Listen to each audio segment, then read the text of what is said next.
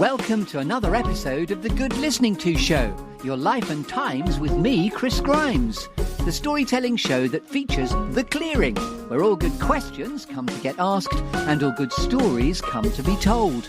And where all my guests have two things in common. They're all creative individuals and all with an interesting story to tell. There are some lovely storytelling metaphors, a clearing, a tree, a juicy storytelling exercise called 5, 4, 3, 2, 1, some alchemy, some gold, a cheeky bit of Shakespeare, and a cake. So it's all to play for. So yes, welcome to The Good Listening To Show, your life and times with me, Chris Grimes.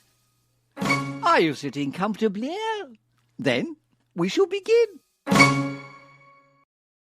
Get in, we're back into the Good Listening To podcast Clearing. Woohoo! And delighted today to welcome to the GLT Clearing Miss Wendy Bagger, who I hope she won't mind me referring to her. There's a spoonerism just all set to give there. I call her Bendy Wagger. She may not like me doing that, but we can find out. So this is the lovely Wendy Bagger, who is an actress, famous for repertory stuff, but also film stuff as well. There's I Googled you because I can. There's something about Command and Conquer in there that I'd quite like to talk about at some point. Yes. And Believe My Voice. And we have Working Voices in Common, which is the awesome global communication skills consultancy, FANG. So genuinely really excited to speak to you. Also, your hair post-pandemic, I've just complimented you, is far longer and more majestic a mane than I remember.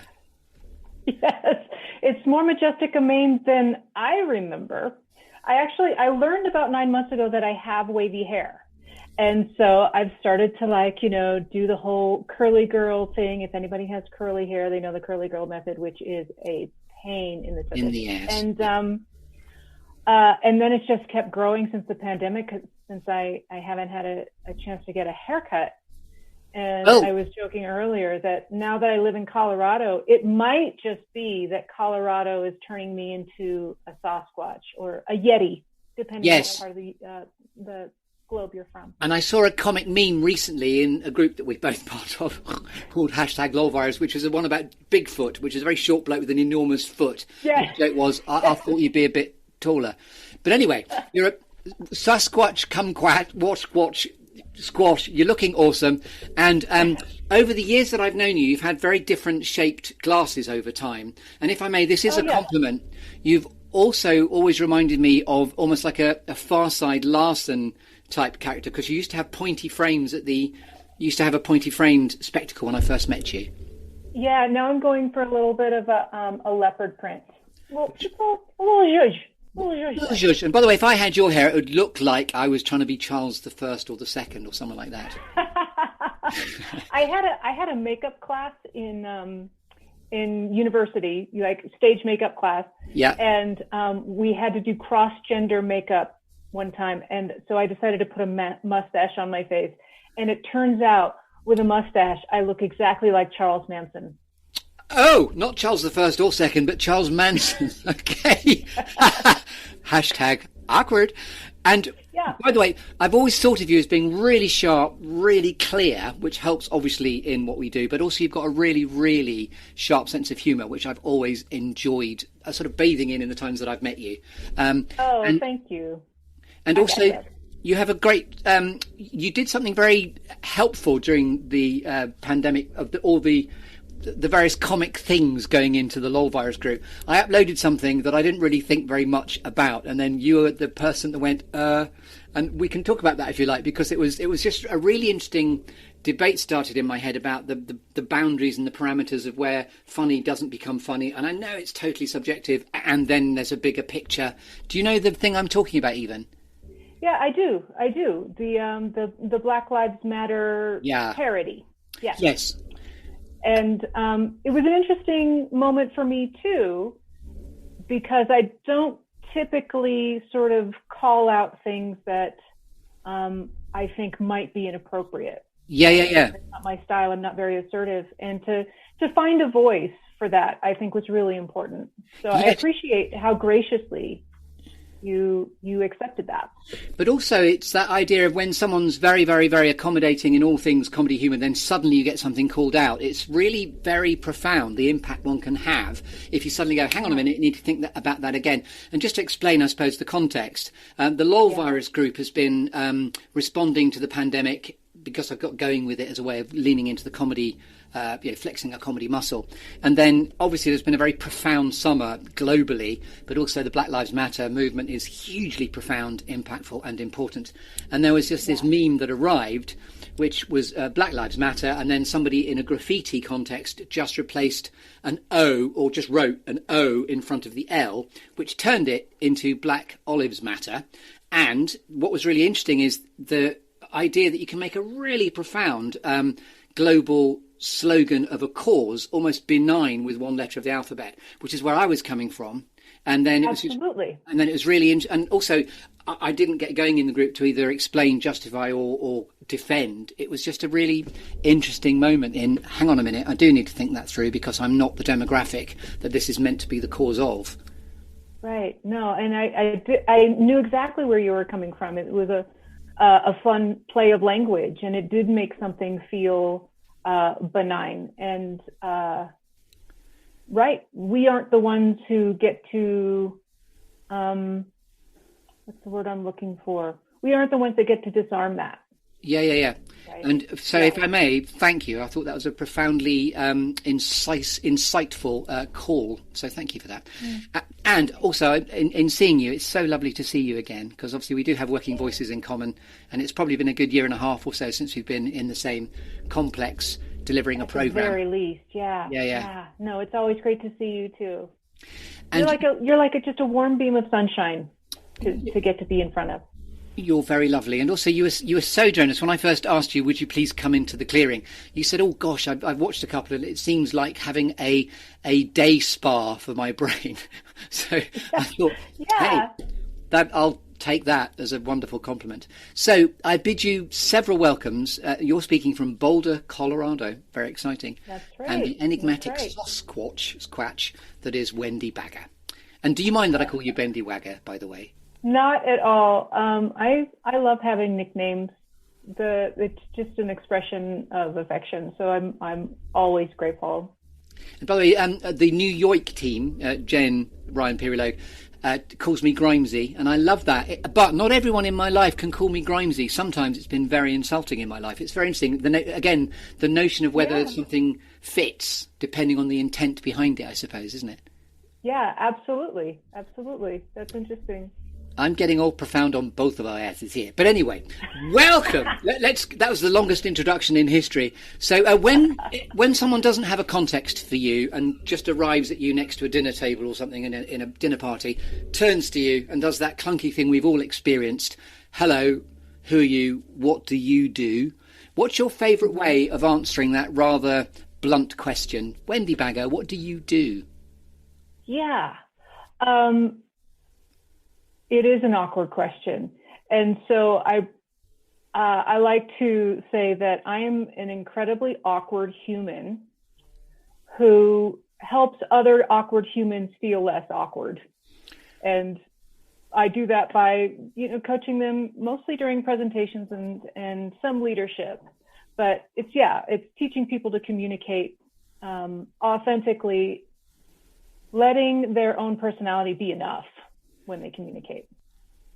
Oh, I love that answer. And forgive the bluntness of the in-your-face first question, but that was such a graceful way to be generous to the person or people that say that to us, way of answering that. So that's a beautiful answer right there.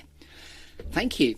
So welcome to the clearing. First of all, we're going to take you into a clearing, then we're going to shake your tree to see which apples fall out, as is the normal route map of the storytelling metaphors of this idea, of this programme.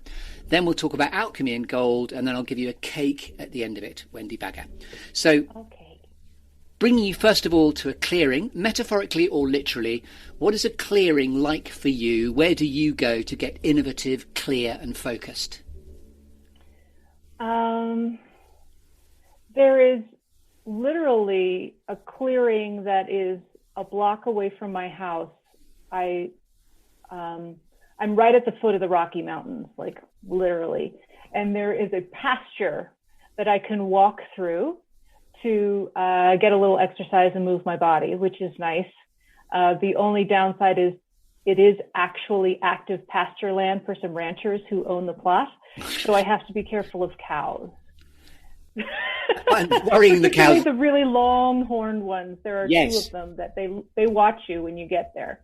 So there's the physical clearing that I actually do walk through, particularly during pandemic. But I was also looking at this as like, how do I get clear, or when do I feel clearest and a clearing out of? And I would say after a really good, hard laugh with friends, right? The kind of laugh that just makes you cry and it hurts and you think it may never end, this particular thing that you're laughing at. So I guess I'd imagine I would just have had one of these fantastic laughs near a cow in the pasture. Oh, again, congratulations. What a laughter and comedy in adversity, and a way of resetting factory default settings. I just love that.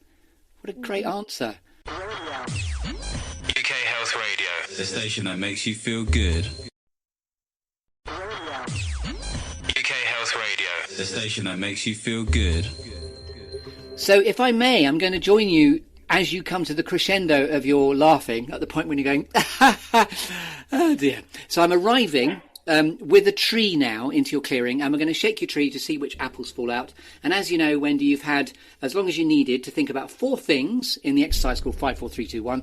It's 5 minutes to have thought about 4 things that have shaped you, 3 things that inspire you, 2 things that never fail to, squirrels, get your attention, and then 1 quirky or unusual fact about you that we couldn't possibly know about you until you tell us.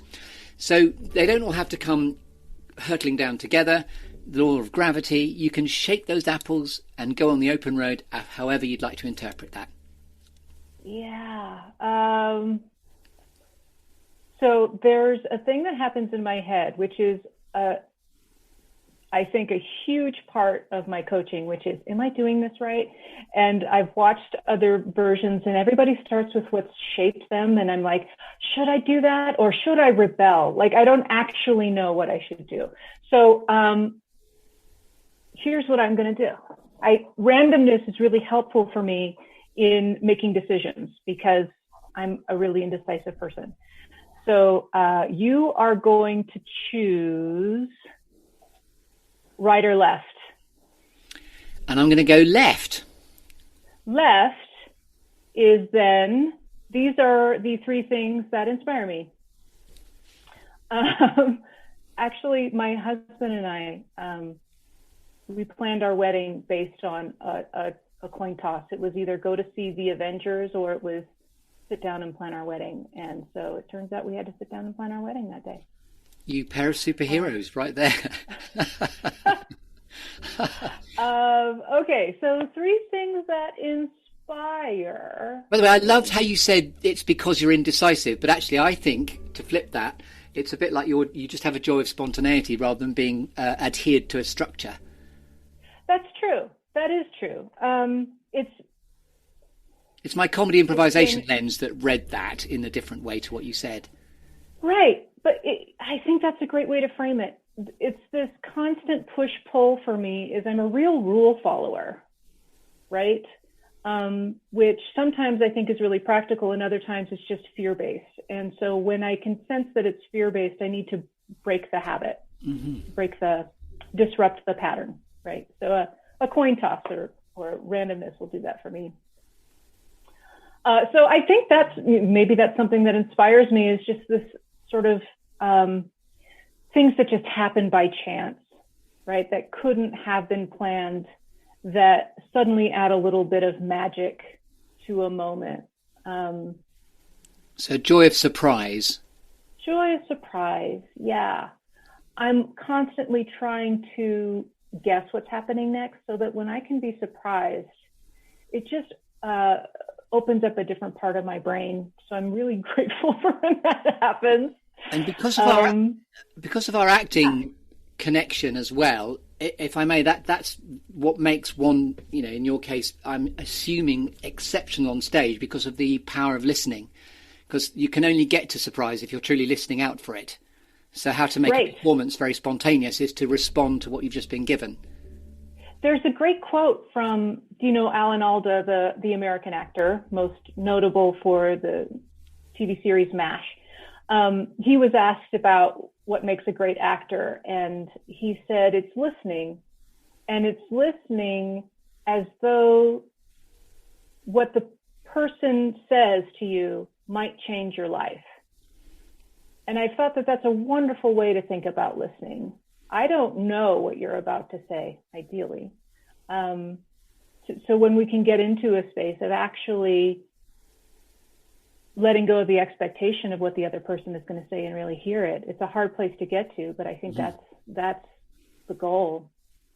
And therein lies another clearing, actually. It's that magic place where surprise can happen. Yeah. I'm also really inspired and moved by people who can be honest about the struggle, right? Whatever the struggle is.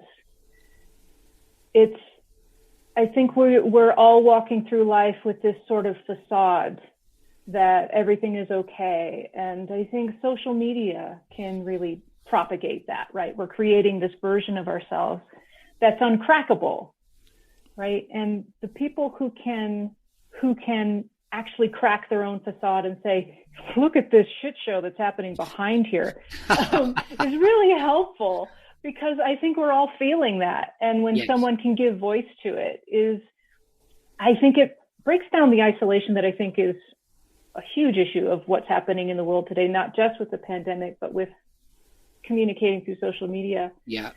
And for me, I don't always know how I feel. Like, I just know I feel something. And when someone can give vocabulary to what those feelings are, then I go, oh, okay, that's what's happening. And that kind of awareness can lead to at least just awareness, but also maybe it'll lead to a choice now that I know what's going on. So I'm really grateful for people who can do that. People like Brene Brown. Yeah. Like in the trenches of the work that she's doing. Do you know Anne Lamott? No, I don't. Anne Lamott, oh, she's wonderful. She's this really quirky woman. She's an author. She's written some fiction, but she also writes a lot about just sort of views on life and faith. She has a large faith, but it's all very irreverent and quirky. And did you say Anne Lamott? Lamott, Lamott.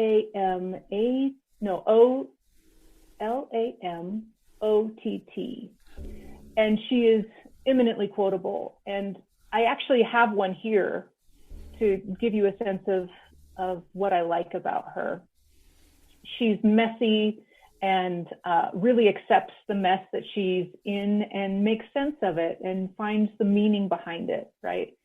A really short quote of hers is that laughter is carbonated holiness. And I love that. I do too. I love that. I'm not particularly religious, but like, I understand there's a bigger picture than what I'm in, and to have that image is really lovely. And then there's this quote that I pulled up of her. I love the sense of the mess. Sorry, the sense of the mess within that too, and carbonated holiness. Beautiful. Yes, she's so great. And so I also pulled up this quote about perfectionism, because that's one of my bugaboos. And it also becomes a real basis of my coaching, is I can recognize when people are in this place of trying to be perfect rather than just trying to be present. Yeah? Yes. And so this one says, this comes from a book of hers that she wrote about writing and people getting overwhelmed by the idea of writing a book. And so, or painting a picture. And she says, okay, you just do it bird by bird. Instead of painting the whole sky, you paint one bird at a time. And so the book is called Bird by Bird, Some Instructions on Writing and Life. And this quote is, perfectionism is the voice of the oppressor. It is the enemy of the people. It will keep you cramped and insane your whole life. And it is the main obstacle between you and your shitty first draft. I'm like, yes, I don't want to write a shitty first draft. I want it to just come bubbling forth from the pen or from my fingertips or from my mouth. And she understands that. And then she says, I think perfectionism is based on the obsessive belief that if you run carefully enough, hitting each stepping stone just right, you won't have to die. Right? Because perfectionism, at least for me, it feels like life or death, right? I've got to get this right, or I'm going to be exiled from the tribe, and then I will die. That links so beautifully, by the way, to the way I wrote about how best to prepare, which is we should aspire to prepare for variety, don't practice for perfection. Because if you practice for perfection, you lock off on something, and any surprise that happens completely derails you. So this idea of keeping spontaneity close at hand to carbonate the presence. Yes, exactly. And I think that falls into any communication that we do. I was recently reading the book Never Split the Difference, which is about negotiating, written by an FBI hostage negotiator. And he talks about walk in with just questions, because if you come in with too strict a goal, you're losing out on so many possible options that are better for both of you. Yes, beautiful. And what's really clear here, how you have a great enjoyment of bathing in literature and reading. So nice quotes, and thank you for sharing those. Yeah, it's interesting. I don't like to read. I like to listen to books. I'm an audiobook fiend. And that helps. I need to be doing more than one thing at a time. Okay. So being able to listen to the book while I'm in my clearing with the cows, or while I'm knitting. It helps me stay engaged than if I'm just listening or just reading. Knitting was one of the things I've done during the pandemic is I've knitted one of the world's biggest sweaters. What, too big for you to put on, or it's just a sweater that just keeps on going? It's a sweater that's quite long. It has this long piece that goes over the shoulder, and I could have just kept going until it became a mummy dress. So if the pandemic keeps going, someday all of the Rocky Mountains will be covered in a big thing knitted by Wendy Packer. That's exactly right. I'm doing a Rocky Mountain cozy. You heard it first here on the Good Listening To podcast, so we can blame you when it happens.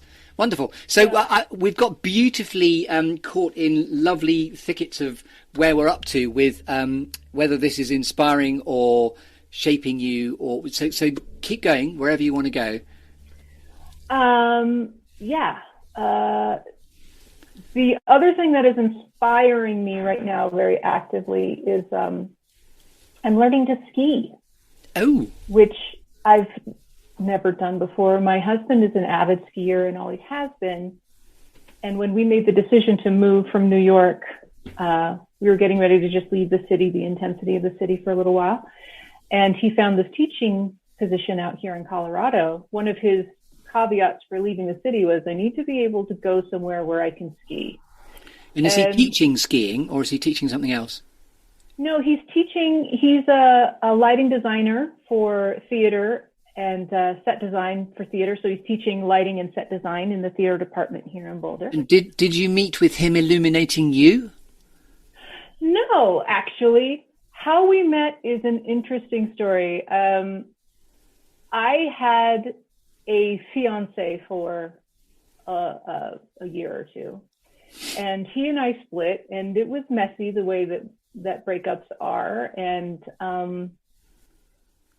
we were avoiding each other, or at least I was avoiding him for a very long time. And then there was this moment in my life where I sort of came to, it was one of those moments of miraculous clarity about what was actually going on, right? And I let go of my part of it, and I let go of what I thought his part of it was, and I was done being mad. And I called him and said, here we go. This is one of those moments of spontaneity. I called him and said, hey, I'm done being mad. We can hang out in the same circles again. I'm not actively avoiding you. If you want to talk about what happened, great. If you don't, great. And he said, I don't really, but I'm having my birthday party. You want to come? I said, yeah. And I went to his birthday party, and I met who is now my husband, Jonathan. Oh, so thanks to your own openness, receptivity, forgiveness, presence, you then were present enough to just think, okay, I'll say yes, which adheres to your comedy improvisational instinct. Yes, and wow. And do you remember thinking, doing, I've met somebody that I like, or was that a slow burn as well? He felt that way. I was a little bit less receptive. I was looking to have like my singleness, my single empowered woman in the city, New York City experience. And in fact, that night I'd had this whole date with myself. I'd taken myself to a dance piece at the French Society because I'd been studying French, and I went to see this dance piece by this French artist. And I got there, and Mikhail Baryshnikov was in the audience, who had always been like this childhood heartthrob of mine. And I was like, oh my God, I'm sitting in front of Mikhail Baryshnikov. And I turned around and like made eye contact with him for like half a second. So I knew his life was changed by me. And then, and then there was this amazing piece. And then I knew I was going to this party afterwards, the birthday party. And so I decided to take a walk through the city, and there was this huge, beautiful full moon in the sky. So I took a picture of that, and then I made my way to this party. And I was so, and this is rare for me, so I'm not trying to brag. This is really a notable moment. I was so comfortable in my own skin being where I was that I feel like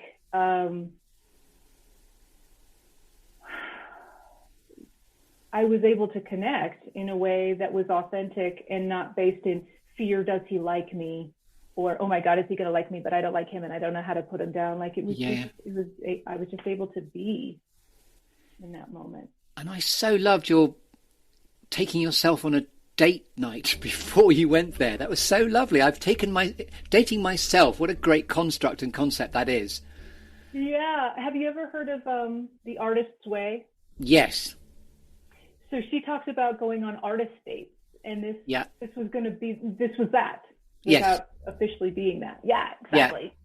But I love that, and just being able to be monumentally present and at ease with oneself in a truly authentic state, and then two free individuals choose to be together, wind forward, however. And the only other interesting question I have in that beautiful story is what was the time frame with you doing avoidant strategy to then, hey, let go, and then here we are at the party? What was the timeline? The timeline, describe which part of the timeline you're looking at. So when you were avoiding your ex-fiance and you were sort of playing that game for a bit, and then one day you let go, just how long that period of time was? Oh, yeah, that was about a year. That was probably about a year and a half. The year and a half is a beautiful stereotype about how it takes 18 months to make a true adjustment in life. Yeah. I mean, there are exceptions, obviously, because people move through change differently, as we know. But anyway, I was just intrigued by that. Stereotypes are in large, there's lots of truth in them, isn't there? So that was interesting to point that time frame out. Beautiful stuff, Wendy Bagger. So we're still in the beautiful tree, and I'm loving how you're shaking apples out in all sorts of enigmatic ways and unexpected and surprising ways. So they're surprising me too. I had no idea I was going to tell. And I'm not sure actually. I know what structure we're doing, but I'm not sure whether we're still in inspiring shaping or things that get your attention or a quirky, unusual fact about you. Well, gosh, it's this Venn diagram, isn't it? It is, and it's a beauty. I love it. I love you for that. I love the fact it's a very enigmatic Venn diagram with you having a date night with oneself in the middle of it. Yeah, I think I'm still in the inspiring. That all feels like the inspiring stage. I can move on to things that shape me. Certainly, as everybody's does, my family is a huge influence on who I am, and what that looks like for me is I come from a long line of smart-ass, Irish immigrants in New York City. Like, they came, they took over the town, and it's just I joke about this, and I mean this in a funny way. The family crest is like flipping the bird. Like, it's just not, there's no reverence. It's all sort of this dark, wry humor, finding those jewels of humor in like the darkest places. And so that has really shaped my view of the world. And my mom is an incredible woman. She was raising 5 of us kids, Irish Catholic family, right? 5 of us kids that were only 6 years apart. So raising 5 smart asses, as you said. yes, she was very quickly outnumbered. And she was raising us by herself. She was a single mom. And so same father for all 5 of you, if you don't mind me asking? Yeah. Then, she was married to my dad for about 8 years. And he served his purpose. It wasn't a healthy marriage. And so she took the amazing step of leaving it and living a life that she had more wanted to live. I think she was born to be a hippie, right? And she grew up in Irish Catholic New York in the 40s and 50s. So that just didn't exist. And she sounds like she's still with us in what I'm reading. Oh, yes. Sorry. Yeah. Yeah. So she's always been a real connoisseur of the quirky and the silly too. Like, I have a memory of her dropping me off at kindergarten, and we were speaking in English accents the entire car ride there in the middle of Las Vegas, Nevada. Like, there's no reason. And she's really embraced what weirdos each of her kids are. Like, there were no expectations. There was no comparison. She let us do what we wanted to do. And the freedom of that has been, on one hand, really helpful. Like, I've never had the burden of worrying that I am disappointing my mom in the choices that I make. But on the other hand, when you can do anything, what do you do? I need a little more structure, please. Yeah. And do you have multi-textured flavours of siblings in what you've all ended up doing, if you've all been given this complete freedom to reign and go rogue? Yeah. I have 3 brothers and a sister. My sister is the oldest and I'm the youngest. So we bookend these 3 boys. And I like that too. We bookend these 3 boys. What a great way to put that. Okay, boys, you're bookended. All right. Enough of you guys. We are the boundary. My sister is, she's artistic in that she loves to paint. And the things that she paints are these really intricate, detailed, like larger shapes, but inside of those shapes, she creates these intricate, detailed other little shapes that sort of mesh together on her creative side. And then on her work side, she works for a pharmaceutical company monitoring drug trials as they happen, once they go into the phase where they're trying drugs on humans. So she must be particularly useful to society at this particular point. She apparently is very, very busy right now. Yeah. Yeah.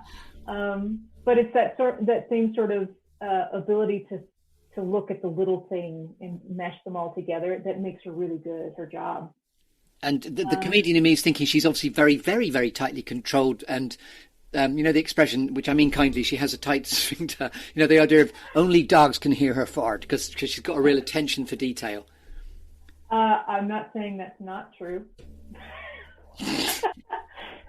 Because some of your facial expressions about her attention to detail were very... Anyway, I'm sure she's lovely. Yeah. If you're anything to go by, I'm sure she's gorgeous. We had an upbringing that was pretty unconventional and at times really chaotic. So I think we've all come up with our ways of controlling our environment. And I think that's her version of it. Yeah. And then I have one brother who is, he worked in software for 100 years, and recently at the age of 52, 53, has gone to law school. He's in law school right now. Okay. And another brother who went to law school early on and hated being a lawyer. So now if he's become a software engineer, then your two brothers just needed to have been each other. So, but sorry, that was... Yeah. Well, they have overlapped in their careers. And so, but my brothers, Ian and Stephen, who I've just been talking about, they're also musicians. Like there's this vein of music that runs through the family, starting from my grandmother, who was apparently a prodigy of a pianist when she was a child. And then as she grew up, she likes to play in nightclubs, and she wrote a musical called Tickled Pink. And then she got married, and those choices were no longer available to her. Because of the time of the marriage of its time. Yes. Yep, exactly. So. And that's your mum's mum, or your mom's mom? That's my mum's mum. Mum's yeah. Mum's mum. Yeah, we called her Nana. Wow, I'm really talking a lot about my family. So they definitely shaped you. I get that. They definitely shaped you. I get that. Well, I mean, and continue to do so. They do. I'm really grateful, and that I like my siblings. I know that that's not always true in every family. And one of the things my mom was really good at was, even when we would get in a fight as kids, she made sure that we genuinely made up. It wasn't just an exercise. Like, she wanted to make sure that we stayed friends. So no sulking or toxicity allowed. No. But I would say another clearing for me is when I get to hang out with my closest brother in age, Kevin. Like, he and I have such a similar sense of humor that it's effortless to be in the room, you know, with other, even my close friends. Like, I'm trying to find the way that's going to make them laugh, right? Yeah. With my brother, we just get it. Yeah. We just get it. A beautiful synergy and connection. UK Health Radio, the station that makes you feel good. A cancer diagnosis can be scary and stressful for everyone involved. UK Health Radio, the station that makes you feel good. So you can definitely have your family as people that have shaped you. That's beautifully convincing. Anything else that shaped you? I know there is, but what else would you like to tell us that shaped you?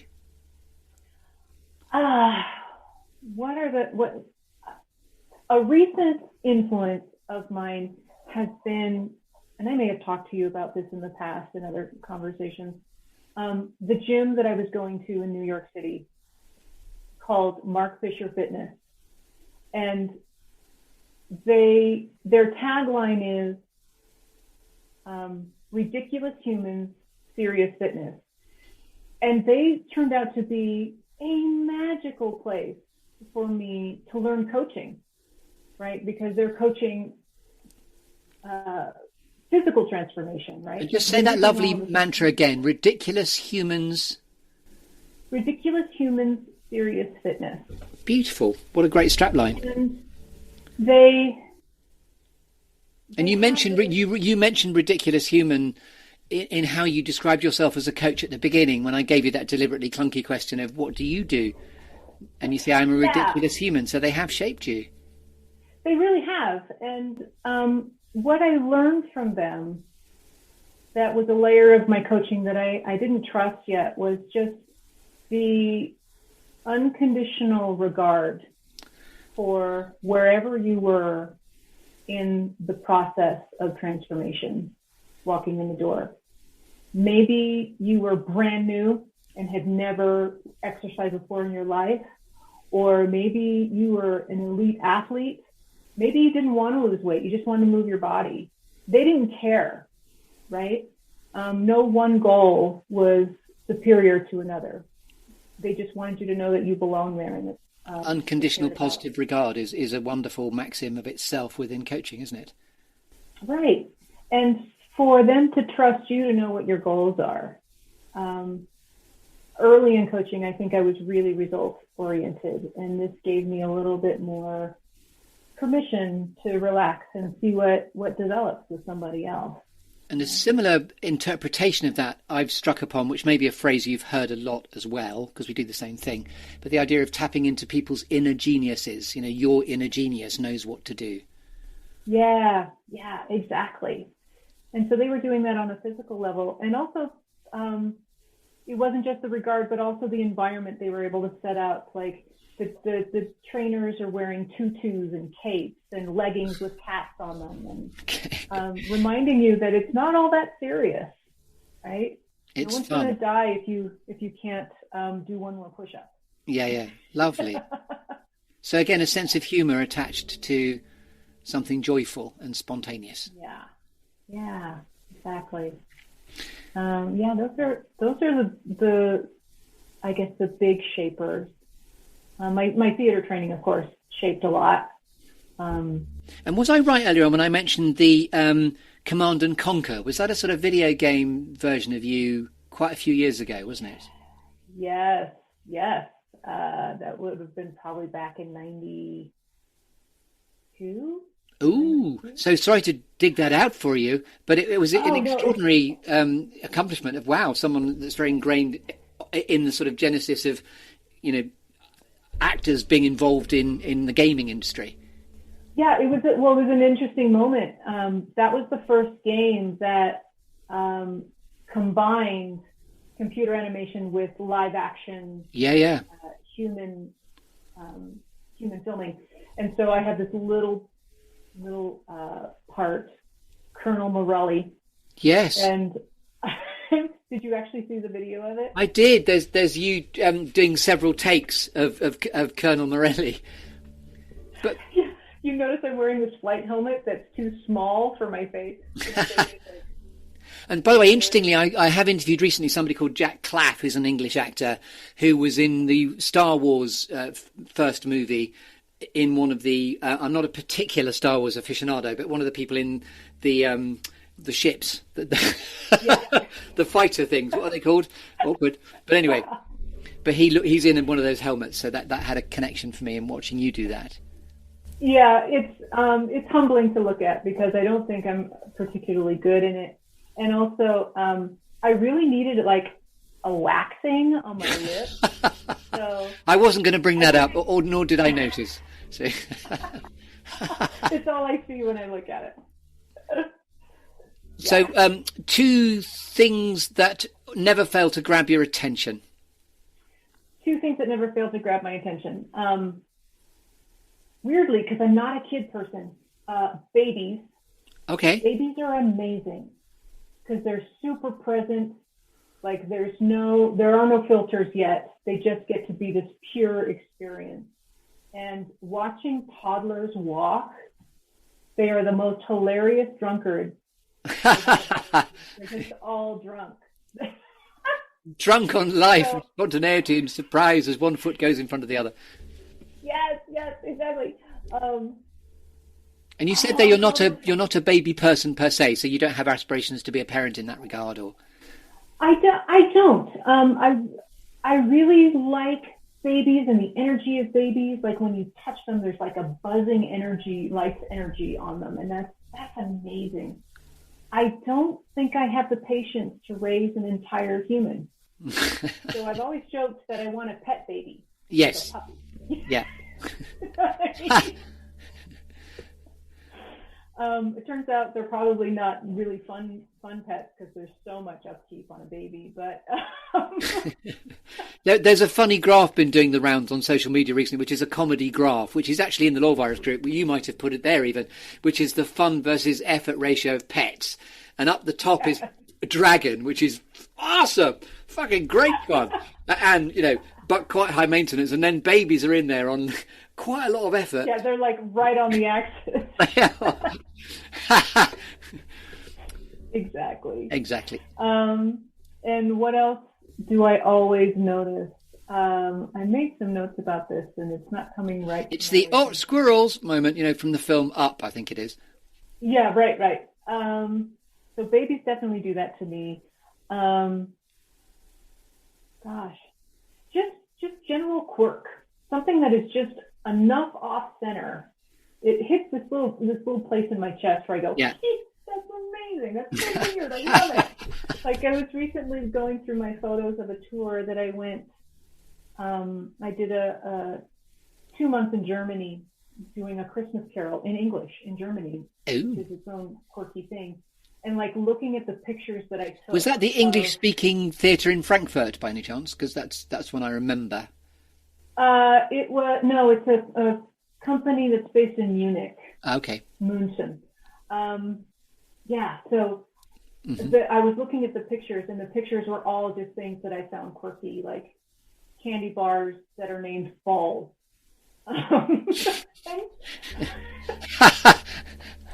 And like this weird bathroom that I walked into that had green lights in it. How weird is that? Really creepy bathroom. Okay. And the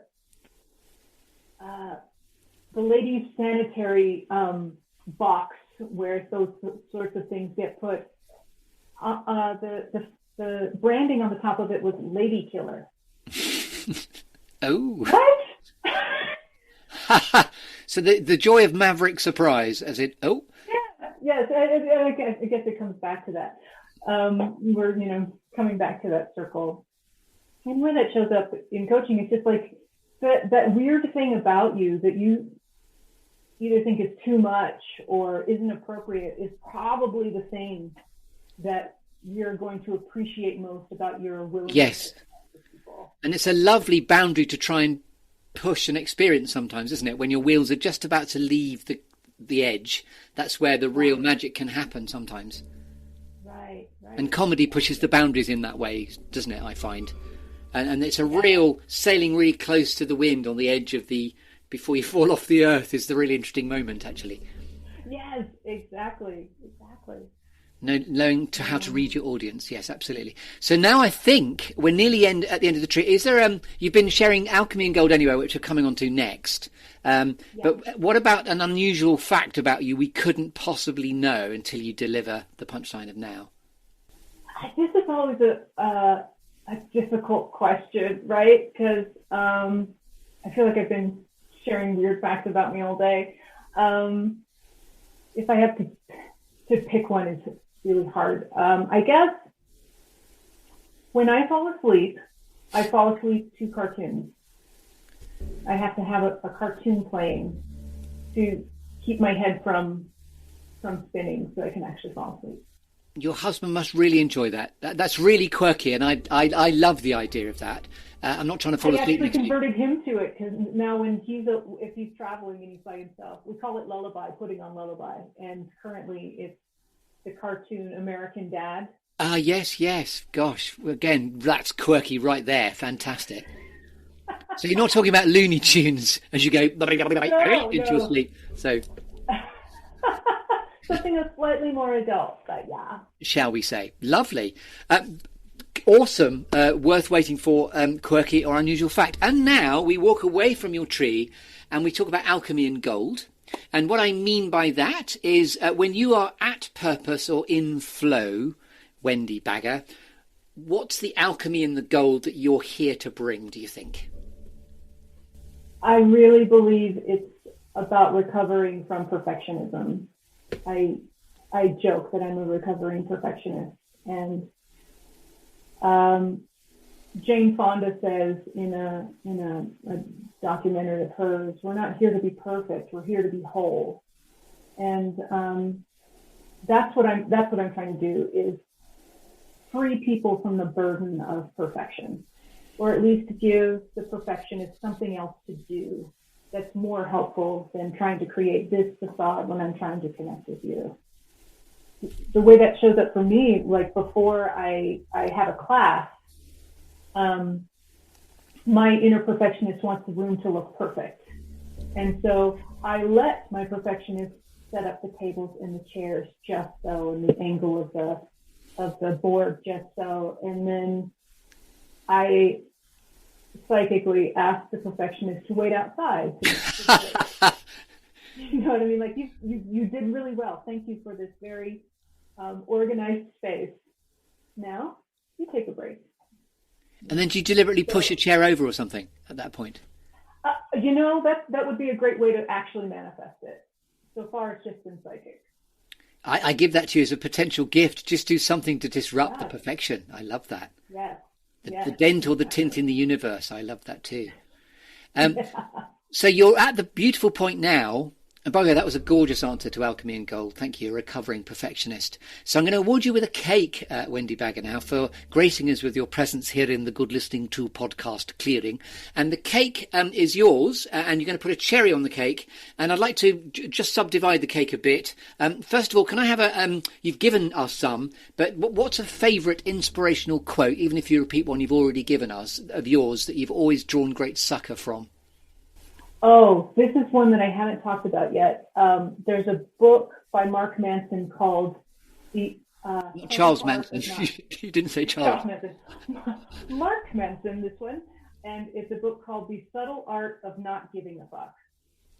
And I'm always down for a good F-bomb. But the quote that I take from that book is, how does this go?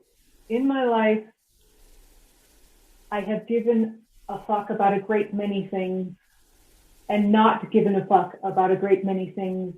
And in the end, it is the fucks not given that have made all the difference.